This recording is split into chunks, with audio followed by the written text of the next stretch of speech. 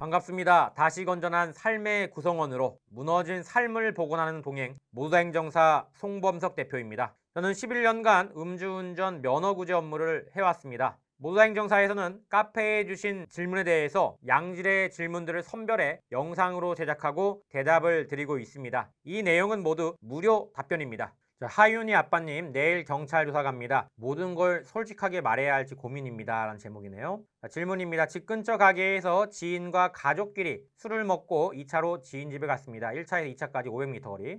헤어지고 집 주차장에서 다 와서 주차 자리가 없어서 사모님은 먼저 내려주고 한 바퀴 더 돌다가 경찰한테 단속됐다고 하네요. 단속날이 20일 저녁이고 23일 낮에 경찰 출석하세요 라는 전화를 받았다고 합니다. 경찰관님이 제가 주차장을 돌면서 주차되어 있는 차를 긁은 걸 목격자가 봤고 신고해서 출동했다고 합니다. 목격자가 신고를 한 거죠. 하지만 피해 차량을 찾을 수가 없고 확인이 안 돼요. 단순 음주로 처리한다고 했습니다. 저희 아파트는 구축으로 지하 주차장이 없고 CCTV가 몇 대 없습니다. 화질도 매우 어둡고 비도 많이 왔습니다. 여기서 조언을 얻고 싶은 게 단속 당시 차 안에 저밖에 없었는데 내일 와이프와 같이 있었다고 솔직히 말해야 하는지, 1차에서 2차 지인 집 가는 동안 음주로 갔었다는 말을 해야 하는지, 그래서 1차에서 술 먹고 집에 갔다고 말하려고 했었는데 글들을 보니까 경찰서에서는 이미 CCTV를 갖고 있다는 글을 봤습니다. 모든 걸 솔직히 말하면 제 와이프도 음주운전 방조죄 이런 거 해당될까봐 걱정입니다. 라는 질문이네요.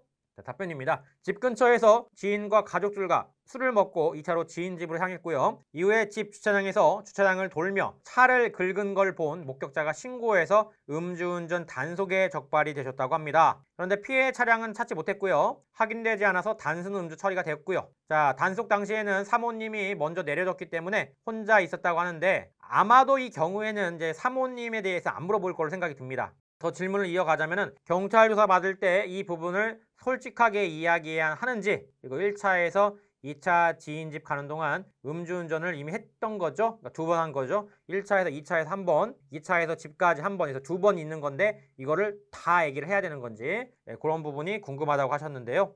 자, 모든 걸 이야기하게 되면은 뭐 사모님이 방조죄가 되냐, 그래서 여기에 대한 답변을 설명드리도록 하겠습니다.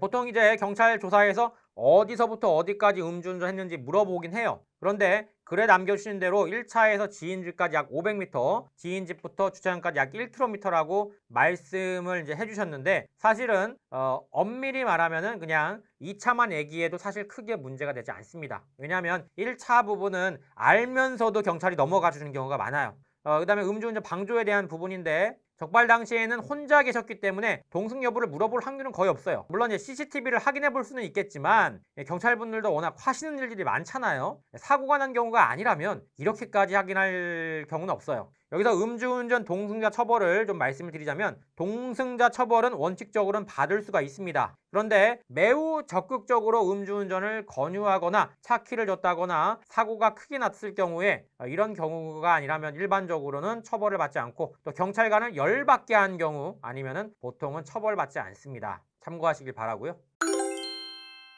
여기까지 모두다행정사 송범석 대표였습니다. 이 영상이 도움이 되셨다면 좋아요와 구독 부탁드리고, 저희 모두다행정사 카페에서는 양형자료, 매뉴얼을 비롯해 면허구제를 위한 매뉴얼까지 무료로 제공하고 있으니 아래 하단 링크를 클릭하시고 카페로 넘어와서 받아가시길 바랍니다.